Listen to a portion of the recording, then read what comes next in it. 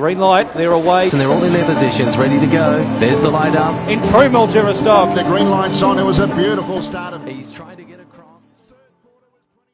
Hello, welcome to Burning Questions. It's Nutrien finals night tonight at headquarters at Melton. We're going to have a good look at some of those features, and then we'll cast our eye forward to another meeting at Melton on Saturday night. The man that's the voice that reverberates right around the venue almost every week, joins us here. Dan Mielicki, thanks for jumping on. It's been a while since we've seen your face on Burning Questions. Yeah, lovely to join you, Tim. Seems like I jump off the bench about sixth emergency, but I'm okay with that. Greg Sugars, I ask him a fair bit, to be honest, and I get him about 50% of the time, which is I'm happy with. Greg, thanks for making time for us. Where do we find you? I'm on top of the hill there at Murniong, do we? Just actually ducked down into Backsmarsh, just running a few errands at the moment. So, but no, happy to make time for Burning Questions. Keep it short and sharp. And Brett Carroll joins us with his lovely daughter in the background. Give her a shout out, Brett, please. I'm not sure if Violet really wants me to do that, but I just did.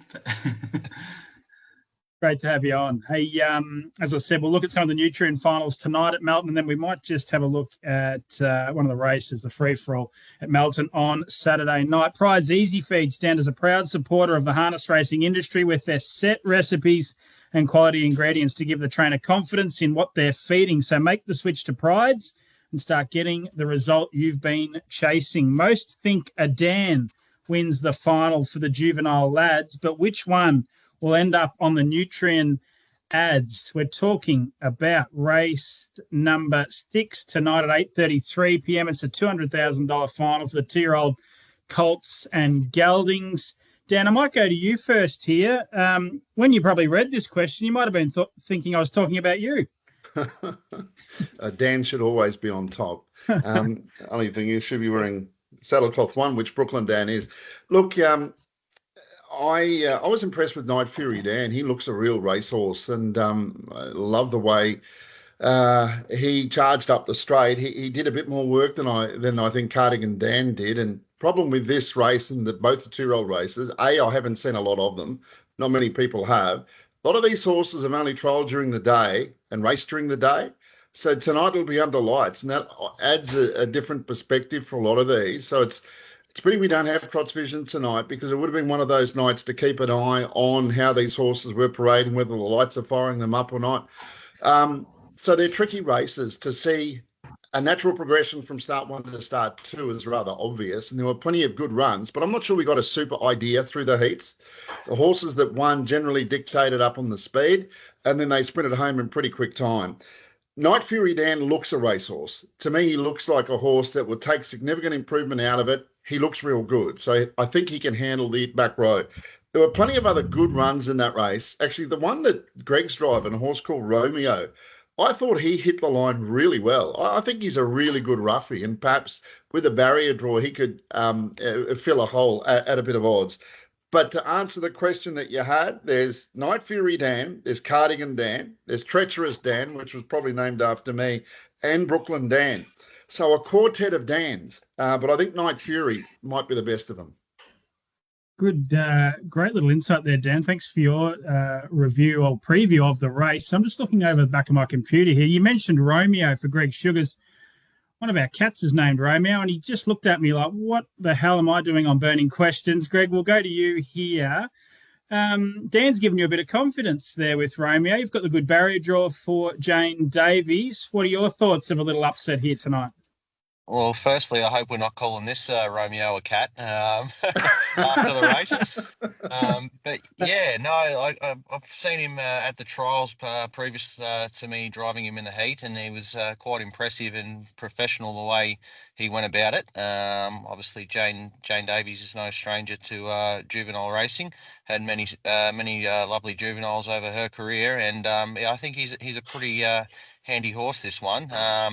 You know, he had a pretty soft run in the heat, obviously, like most of the heats, as Dan said. Then no one was really tested, and they were leader dominated, and it was just basically a sprint for a couple of 100 metres really in this bloke's heat, and he probably lacked that high speed to go with those couple I was following, but he still finished off quite strong.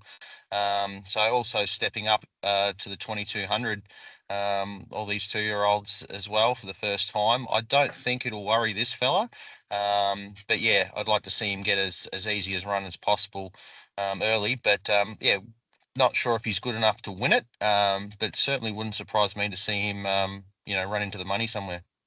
Yeah, good stuff. Thanks, Greg. Greg's driving Romeo, race 6, number 3. Brett, we'll go to you here. My thoughts here were that Cardigan Dan was the most impressive, to my eye, in the heats, at least on paper. Well, as well on paper. He ran the quicker mile rate and the quicker last half. So I lent his way from the better barrier draw, Cardigan Dan. But there's a stack of chances here. Yeah, I mean, I think Greg and Dan, I agree with a lot of the points they made. As in, I think with the heats, I enjoy the heats more because the form stacks up pretty good from the trials. You can identify the genuine, really high ability horses, and they play pretty softball in the heats. Whereas the final, they're stepping up the 2240. There's a lot of stake money. There's not going to be too many friendly fire going on here tonight, I don't think, as opposed to the heats. So I definitely think Cardigan Dan, in my opinion, was the most impressive of the heats. But they've all got a lot of ability, and they're all going to be having different trajectories from heat to final. So I'd be honestly prefer to set out these sort of races from just a betting perspective. I find it pretty hard to bet into a final because the content, they go pretty thick, the talent in the final. Yeah, difficult race. But I'll go with Cardigan Dan here to win race 6 at 8:33 p.m. Hey, moving on to the second question, and the sponsor is Logical Staffing Solutions. They provide labour hire and recruitment services to the transport, warehousing, automotive and manufacturing industries. The logical solution for your staffing needs. The 2-year-old fillies battle looks a tough race, but which runner builds the best case? That's race 5, the first leg of the main quaddie at 8:03 p.m. We'll go in the same order here. Dan, I'll go to you. A quick look at the market would suggest, thanks to Sportsbet, that Conciliate, the pole marker, is favoured at $1.90 ahead of the Victorian heat winner Frolic Near the Sea at $2.90, and out to the 3 Fiction File at $4.60. Interesting race. How do you see it?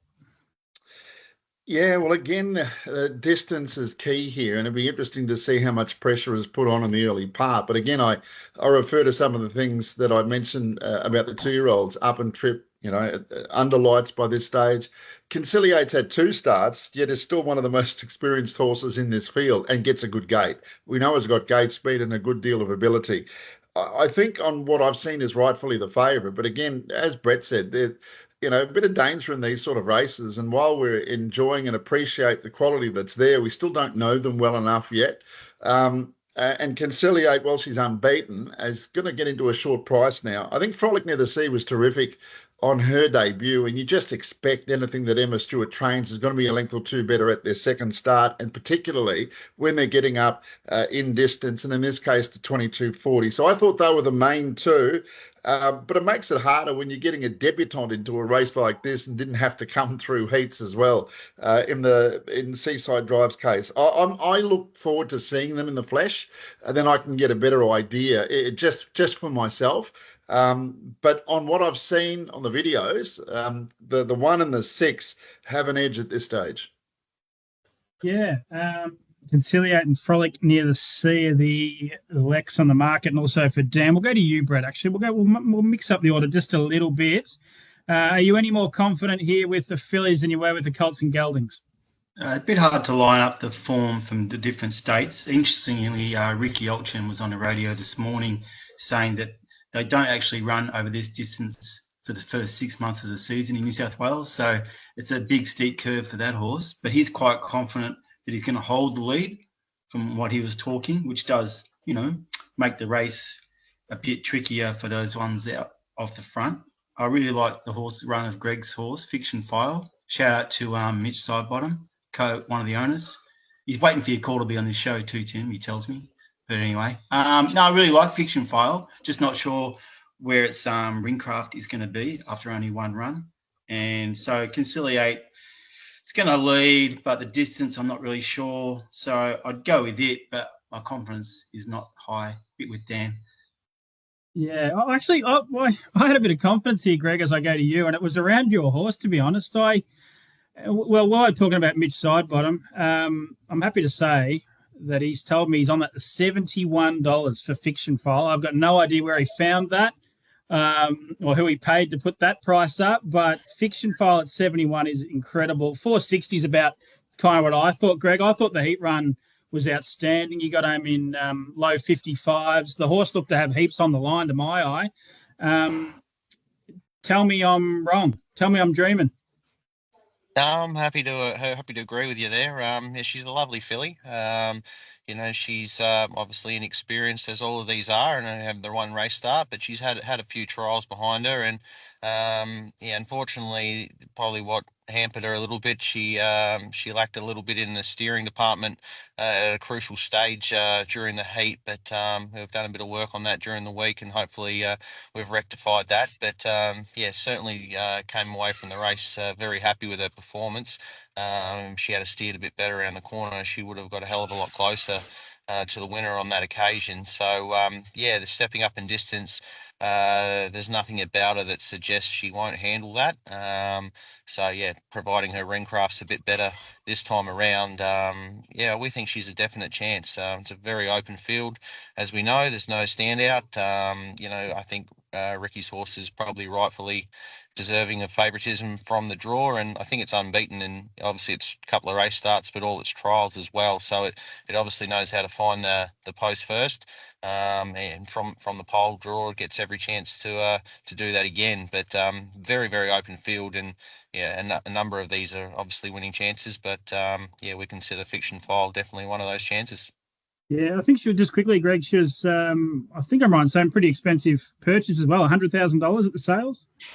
I'm not sure how it was. I think she went through. I'm not sure she was sold on the day or how it all unfolded. But she's a part of a Ben Stud syndicate that they've got a number of horses racing with various trainers this year that are all made up by a big syndicate. So it's a great initiative by them to get a lot of people involved in numerous horses.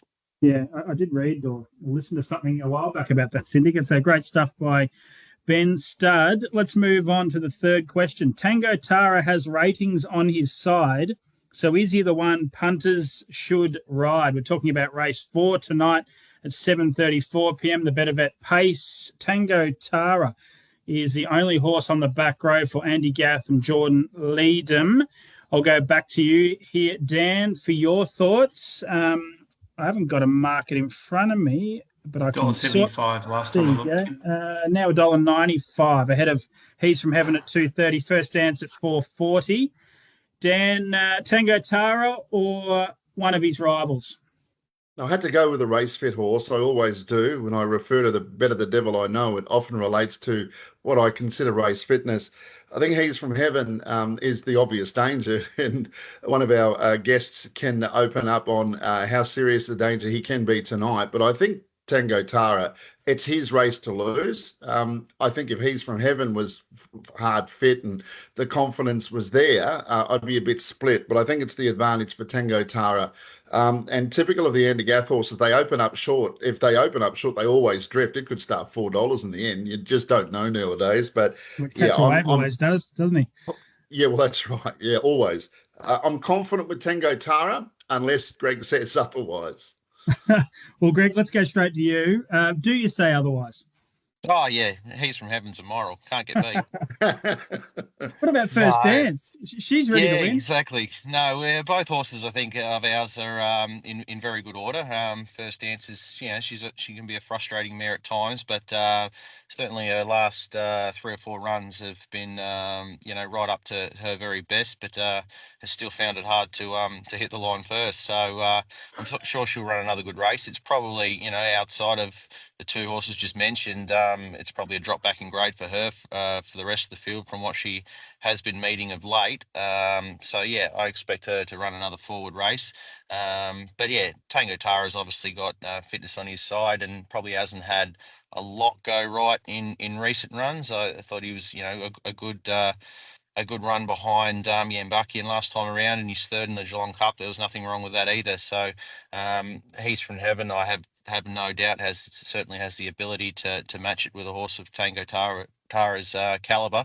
But from the wide draw first up, he's had 2 trials. He's pretty close to the mark, but we know there's nothing like race fitness, so that may be the only thing that brings him undone.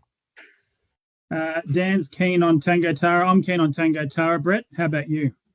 Yeah, very keen on Tango Tara. He won 3 races at the end of last year and the start of this year in close proximity, and all in this sort of class. Whenever he drops back to this grade, he's just too good for him. And obviously I respect he's from heaven, but to my eye, he's not ready to beat Tango Tara. I mean, there is an advantage with Greg having 2 off the front, but it's only a 7-horse field. It's a pretty good bonus for Tango Tara. If it was a full field and he was drawn 12, he'd be pretty hard, be very hard. But only being 7 horses, only one at the back row, he's really gifted this race, in my opinion. Has to win. Yeah. Okay. Yeah. Well, we can get nearly $2 at the moment. So, he looks a good bet according to at least a few of us here on Burning Questions. So let's move on to Saturday night's racing at Melton. And we'll look at the free-for-all race 2 on the card. Greg's picked Rakiro in a cracking clash. So should we assume she'll have too much dash? Rakiro Rebel, race 2, number 1. Some of the other key chances as I look at the market, well, she's at $2.50. Better Eclipse, the stablemate at $3.40. Yambuckian at $5. Potential early leader. We'll talk to Greg about that. Rock and Roll Hammer, another Jess Tubbs runner at $9. And Sweet Nicky Lou, who I'm going to have a little each way play on here, is at $10. I'll go to you first here, Dan, just to make it hard. You don't get to hear what Greg has to say about this race. Yeah, well, it's interesting. The mares, there's obviously no great options for the high-quality mares here, but at least they draw well. And in the case of Rakiro Rebel drawing 1, I mean, you'd be forgiven for thinking she was a boy because a lot of her races are against the boys. Many times she's been drawing poorly. And look, I don't know of a horse that breaks the clock as often as she does. In fact, a clock proprietor would be in super business because of the way she goes about her racing. It's good to see Greg show a bit of love for her because he doesn't always pick her, but there is good reasons why. But Better Eclipse is in the race. And I guess the only little question mark I had is how come Greg picked Rakiro Rebel? It's obvious why she's got the ability, but when Better Eclipse is in the race, it's got to be a very difficult decision to make. I thought she could lead, and I thought if she held out Yambuckian, Better Eclipse gets the right run, and it might be the obvious Quinella. Yambuckian probably got off the gate as quick as I've ever seen him get off the gate last week. So before that, I was comfortable that Rakiro Rebel would lead, and I suspect if Better Eclipse is inside back row, Greg would want to lead because the only horse he wants to see the head of beaten him, if it comes to that, would be Better Eclipse. But I'm with the mare, Rakiro Rebel. As you know, she's one of my favourites. Greg, I'll hold you to last, and I think we're all assuming that you're the boss at your stable and you get to pick all these, but maybe it's not the case. You just ponder that one. We'll go to you, Brett. Really good race here. I spent ages on the speed map and I couldn't figure it out, so I went with a horse that I just think's overs here, and it's Sweet Nicky Lou. I'm a big fan of hers, so a little each way play for me, but I concede she's going to need a little bit of luck. Rakiro Rebel for you, Brett? Absolutely. I mean, obviously you're in love with Sweet Nicky Lou, and I'm not knocking the horse, but I don't see how it can possibly beat Rakiro Rebel because there's no map that suggests it can be in a better position than it. So, and I don't think, with all due respect, Sweet Nicky Lou couldn't have ran the races that Rakiro Rebel has run this prep. If you reverse the barriers, I give it a chance, but we don't reverse the barriers. So Rakiro Rebel, what he did first up was just quite astonishing, to be honest. I know you can say, yeah, it had to win the Geelong Cup with the run it had, but that's a punishing trip and got the job done. So I just think it's in the best form of its career, and it's got the barrier to boot. So it's either leader or behind leader. I'm chips in. Yeah. Okay. Yep. Good stuff. 252 on Sportsbet for Rakiro Rebel. Now, Greg, first question. Did you pick Rakira Rebel or did someone pick for you?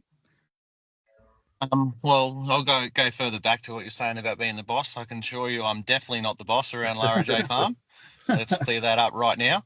But no, it was a bit of a lengthy discussion. We've got quite a few horses at Lara J Farm that are all around the free for all class at the moment, so it's going to be hard to sort of pick and choose and stick with them all. Obviously, it's going to be impossible. But yeah, the main reason for the decision just for this week is one, Better Eclipse is first up, but most importantly, Rakiro Rebels targeted at the Queen Elizabeth in Sydney in a couple of weeks' time. So this is probably her last run in Melbourne before she heads to Sydney. So yeah, everyone thought it was a good idea that I stick behind her before she heads up to Sydney. So that probably was the main influence for this decision. Yeah, as far as this race goes, yeah, very happy with all three of our runners going into it. They're all in terrific form. Better Eclipse has had a couple of soft trials, but his work at home has been as good as we've ever seen from him. So he's going to run a great race. And Rakira Rebel, she's just ticked along nicely since her Geelong Cup win, and there's no reason to think she won't go every bit as good as what we've seen in her couple of runs this time around. So yeah, both those horses are set to get a good trip in the race, and both are really good winning chances. Rock and Roll Hammer's going really well.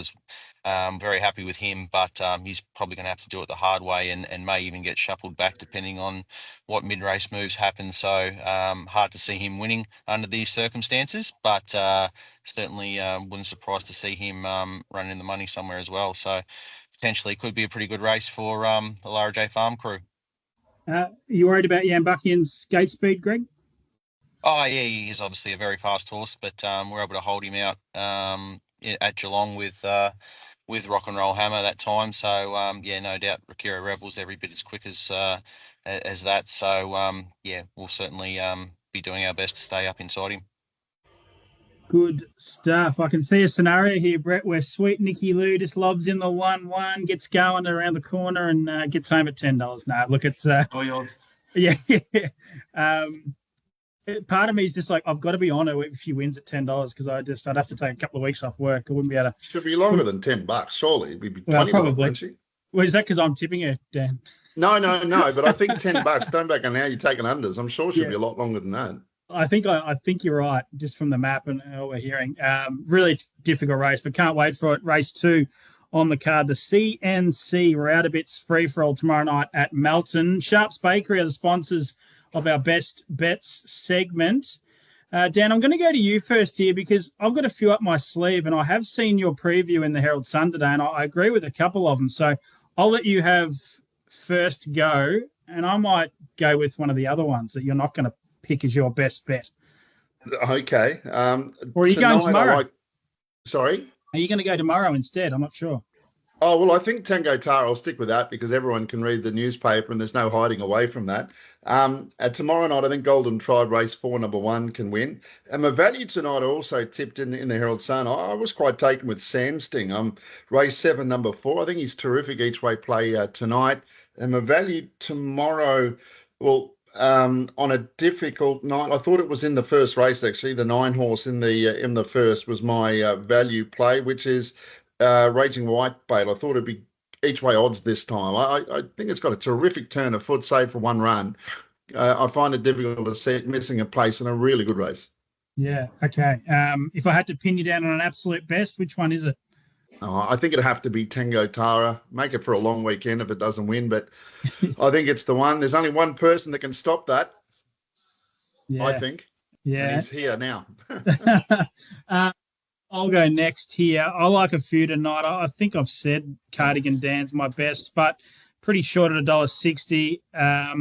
I might leave one later in the card for Greg because I'm assuming he may go that way. So I'm going to go here with and agree with you, Dan. I love the run first up of Sandsting in that quick last quarter, that last half. Chris Finozio takes the drive here with his horse and has been well supported from barrier 4. So I'll go best bet here. Race 7 tonight, number 4, Sandsting. Greg, I'll go to you here. The one I was alluding to is in race 9 tonight. Are you going to lean that way? No, I'm actually going for On Chauffeur. Yeah, he's probably one of my favourite horses at the stable at the moment. I think he's got a massive future ahead of him. Years first up and back row and all those sorts of things. But I think he's clearly the class runner in my eyes. And yeah, we've got a really big opinion of this horse. So I have no idea what price he is in the market. But yeah, hopefully he can kick off this campaign on the right note. Yeah, I think he is short, but you're maybe saying just back him for his whole campaign because he's a handy customer. I think so. Race 8, number 9, On Chauffeur for Greg. We'll go to you here, Brett. It took you a little while to break through with the best bet on burning questions, but you did get Susan Is Her Name home, and she did open at about $2, I reckon. I think I got a bit of $1.85 or something, but there wasn't much left there by the time the race started.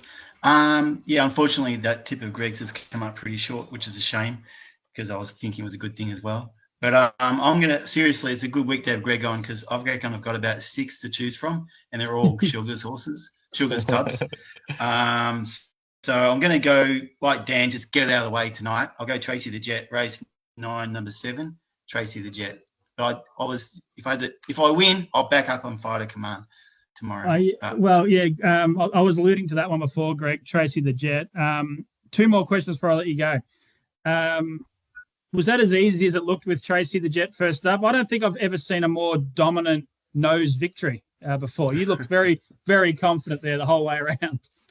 Yeah, very confident of her ability. This horse, she's obviously hasn't quite put her best foot forward, in her short racing career to date. But she's a very big, gangly, raw sort of filly, and but she's got loads of ability.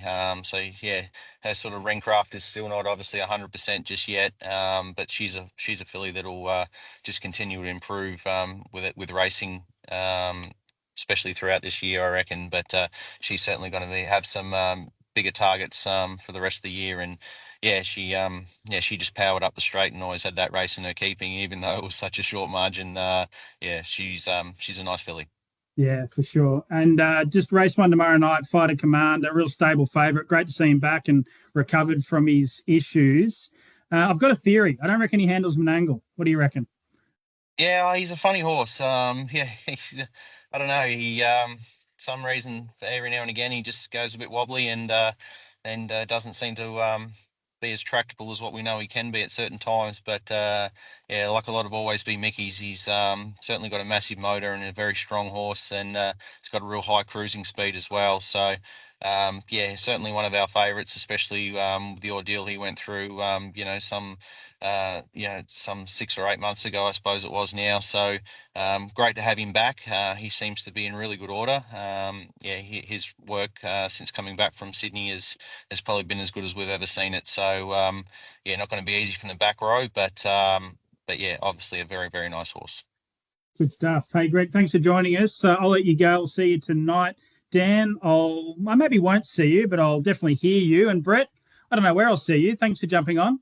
I'll see you soon. Thanks, everybody. Thanks, guys. That's been Burning Questions. I'll be back next week with another episode. Green light, they're away. And they're all in their positions, ready to go. There's the light up. In true Mildura style. The green light's on. It was a beautiful start. He's trying to get